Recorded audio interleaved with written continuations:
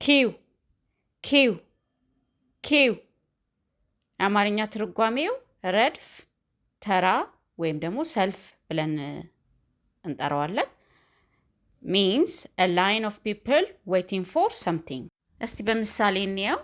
people are standing in a queue to buy ticket okay for example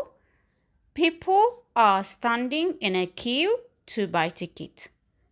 ሰዎች ትኬት ለመግዛት በረድፍ ቆመዋል ወይም ደግሞ ሰዎች ትኬት ለመግዛት ተሰልፈዋል የሚለውን ትርጓሜ ይይዛል ማለት ነው ስለዚህ ኪው ማለት ተራ መያዝ መሰለፍ እና የሆነ ነገር መጠበቅ የሚለውን